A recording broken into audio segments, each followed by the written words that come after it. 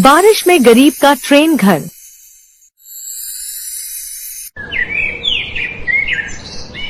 झोपड़पट्टी बनाकर रहने वालों की कोई इज्जत नहीं होती। ऐसे लोग कहीं पर भी झुग्गी झोपड़ी बनाकर रहने लगते हैं। फिर जब भी सरकार उन्हें वहां से भगा देती है तो दूसरी जगह ढूंढकर वो लोग रहने लगते हैं। उन्हीं झुग्गी झोपड़ियों में मीरा नाम की एक लड़की भी रहती थी। अम्मा, वो देखो ट्रेन जा रही है। ट्रेन जा रही है तो मैं क्या करूं? हम लोग भीख मांगकर अपना जीवन यापन करते हैं। ट्रेन में बैठने का सपना भी मत देखना। ट्रेन में बैठने में कौन सी बड़ी बात है अम्मा? झुग्गी झोपड़ी में रहने वाले बहुत सारे लोग ट्रेन में बैठकर इधर से उधर जाते रहते हैं। वो सब बिना टिकट लिए ही ट्रेन के डिब्बों में घुस जाते हैं। हम लोग कोई भी ऐसा काम नहीं करेंगे जिसमें हम लोग फंसे। भीख मांगकर गुजारा जरूर करते हैं, लेकिन जेल में जिंदगी बिताने से तो बेहतर ही है। उन लोगों ने जहां पर अपनी झुग्गी झोपड़ी बना रखी थी वहीं से ट्रेन भी गुजरती थी। उसी रेल की पटरी पर सुबह सुबह वो लोग शौच करने भी जाते थे। वहीं दूसरी तरफ वहां से थोड़ी दूर पर रेलवे की पटरी के पास कुछ झुग्गी झोपड़ी और भी बनी थी, जिसमें पप्पू नाम का एक लड़का रहता था। पप्पा इधर आओ, एक बात बताऊं। क्या बताओगे तुम? यही ना कि आज तुझे भीख में कुछ नहीं मिला? अरे नहीं पप्पा, भीख मांग मांग के हमने बहुत पैसे इकट्ठे कर लिए हैं, तो हमारी शादी काहे नहीं कर देते? फालतू में शादी में पैसा खर्च करके क्या फायदा बता? पप्पू को शादी के कीड़े बहुत ज्यादा ही काट रहे थे। वो हर रोज रेल की पटरी पर ही शौच करने बहुत दूर तक निकल जाता था। एक दिन उसके पिता उसके पीछे पीछे चले गए, ये जानने के लिए कि आखिर इतनी दूर ये क्यों चला जाता है। तो उसने देखा कि वो हर रोज इस मीरा से मिलता था। उसने देखा कि उसका बेटा पप्पू मीरा से बातें कर रहा है। मीरा, इससे पहले कि हमारी झोपड़ियां यहाँ से हटा दी जाएं और तुम कहीं और चली जाओ, मैं तुमसे शादी कर लेना चाहता हूँ। आखिर कब तक हम दोनों हगने के बहाने एक दूसरे से मिलते रहेंगे? अरे तो इंतजार किस बात का कर रहे हो पप्पू? जो करना है तुम्हें ही करना है।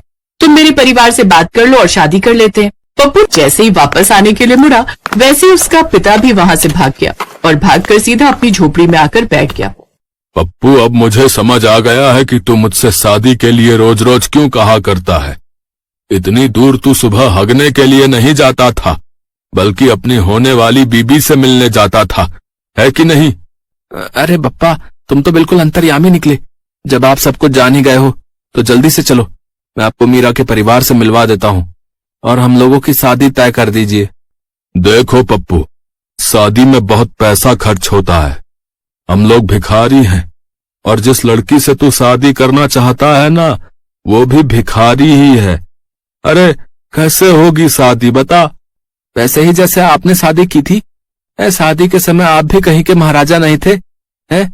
आपकी हालत भी उस समय यही थी। वैसे टेंशन ना लो, शादी में ज्यादा खर्चा नहीं करेंगे, जुगाड़ से हम लोग शादी कर लेंगे। बारिश की वजह से उसकी झोपड़ी से पानी टपकने लगा। इस टपकती हुई झोपड़ी में अपनी बीवी को रखोगे? बप्पा, तुम सवाल जवाब बहुत करते हो। चलो चलो, जल्दी चलो मीरा के यहाँ मेरी शादी की बात करने। पप्पू अपने पिता के साथ मीरा के घर गया और दोनों की शादी की बात तय कर दी। ठीक अगले ही दिन, मीरा, आज हमारी सुहाग रात है। तुम इस तरीके से शर्माती रहोगी तो कैसे चलेगा बताओ? शर्म तो हर लड़की का गहना होता है मेरे पप्पू। बाहर देखो कितनी जोर से बिजली कड़क रही है। बारिश भी बहुत तेज हो रही है। इस झोपड़ी में कितने सारे छेद हैं। देखो ना, सारा पानी अंदर आता जा रहा है। बरसात के मौसम की वजह से हर रोज झमाझम बारिश होती थी। कपड़ों की बनी झुग्गी झोपड़ी पानी से लबालब भर गई। सारा पानी अंदर भर गया और कुछ ही देर में वो झोपड़ी टूटकर पानी में बहकर चली गई। अब वो दोनों काली रात में खुले आसमान के नीचे थे। बारिश भी बहुत तेज हो रही थी। अरे बप्पा कहाँ चले गए? कहीं बारिश में बह तो नहीं गए? तभी उसका पिता भागते हुए उन दोनों के पास आया और बोला, अरे बेटा पप्पू, हमारी झोपड़ी कहाँ गई? ससुर जी, हमारी झोपड़ी बारिश में बह गई। हमारे पास ना तो कोई तिरपाल है और ना ही मजबूत कपड़ा जिससे हम दोबारा झोपड़ी बना सके। और वैसे भी इतनी तेज तूफान आया है, कैसे होगा ये सब? अरे बातें मत करो, देखो बिजली कितनी तेज कड़क रही है। ठंड की वजह से तुम्हें बुखार आ जाएगा। तभी पप्पू के पिता की नजर ट्रेन के एक डिब्बे पर पड़ी जो काफी दिनों से बंद पड़ा था। पप्पू, वो देखो, वो ट्रेन का डिब्बा कई सालों से ऐसे ही बंद पड़ा है, फालतू में बेकार पड़ा है। चलो जल्दी से उस डिब्बे के अंदर चलते हैं, कम से कम इस बारिश से तो राहत मिल जाएगी। हाँ ससुर जी, ये आपने बिल्कुल सही कहा।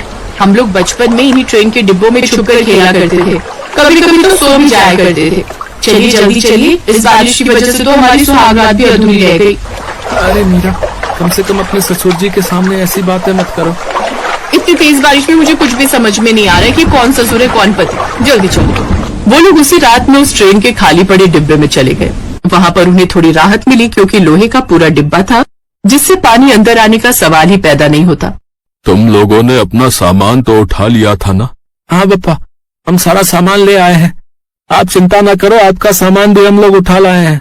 पर झोपड़ी हमारी बह गई, बाकी सामान हमने बचा लिया। ठीक है, तुम लोग इसी डिब्बे में आराम करो, मैं दूसरे डिब्बे में जाता हूँ। पप्पू का पिता दूसरे के डिब्बे में जाकर अपने कपड़ों को बिछाकर वहीं सो गया। अगली सुबह भी बारिश बंद नहीं हुई। तब मीरा ने कहा, देखो पप्पू, हम लोग जिस तरह से झोपड़ी बनाकर रहते थे उसका भी कोई सहारा नहीं था। कभी न कभी वहां से भी भगा दिया जाता। तो इसी तरह जब तक हम इस ट्रेन के डिब्बे में रह रहे हैं तब तक इसको बहुत अच्छा आशियाना बना सकते हैं। हम लोग मिलकर इसे बहुत अच्छा सजाते हैं। क्यों ससुर जी, मैंने ठीक कहा ना? हाँ बेटा, बात तो तुमने सही कही। कुत्ता भी जहाँ बैठता है उतनी जगह साफ करके ही बैठता है। तो अगर तुम इसे अच्छा बना सकती हो तो बना दो, हम लोग भी तुम्हारी मदद करेंगे। इस तरह से उस झमाझम बारिश में तीनों ने मिलकर उस ट्रेन के डिब्बे को अंदर से इतना सजा दिया कि वो किसी आलीशान घर से कम नहीं लग रहा था। लेकिन उस डिब्बे में वो लोग हमेशा तो रह नहीं सकते थे। इसीलिए मीरा ने कहा, अब हम लोगों को रहने की कोई परेशानी नहीं है, लेकिन सरकार कभी न कभी तो यहाँ से हमें भगाई देगी। अब थोड़ा बड़ा सोचना पड़ेगा और भीख मांगनी बंद करनी पड़ेगी। हम लोग मिलकर कहीं मेहनत मजदूरी करते हैं और कहीं छोटी सी जगह लेकर अपना खुद का आशियाना बनाते हैं, वरना कब तक इधर उधर भटकते रहेंगे। ससुर जी को भी कितनी तकलीफ होती है, उनके बारे में तो सोचो। अब मीरा और पप्पू भीख मांगना छोड़कर मजदूरी करने लगे।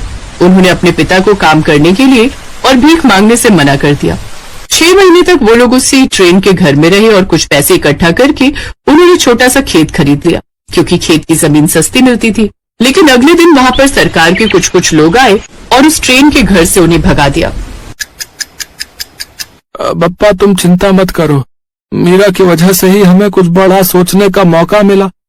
वो ट्रेन का घर तो अब हमारा घर नहीं रहा, लेकिन जो खेत हमने खरीदा था वहां पर झोपड़ी बनाकर रहते हैं। फिर धीरे धीरे हम लोग पैसे कमाकर वहां घर भी बना लेंगे। पप्पू ने उसी खेत में झोपड़ी बना ली और वहीं रहने लगे। 6 महीने फिर से काम करके उन लोगों ने धीरे धीरे अपना भी एक छोटा सा घर बना लिया।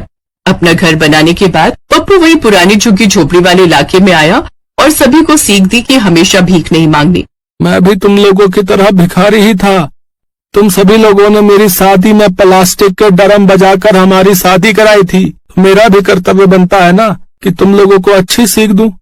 कल से तुम लोग भी मेरे साथ मजदूरी करने चलोगे। सब लोग अपना अपना घर बनाओ। तुम लोग कब तक इधर उधर भटकते रहोगे भाई? और इस तरह धीरे धीरे उन सभी भिखारियों की जिंदगी भी बदल गई।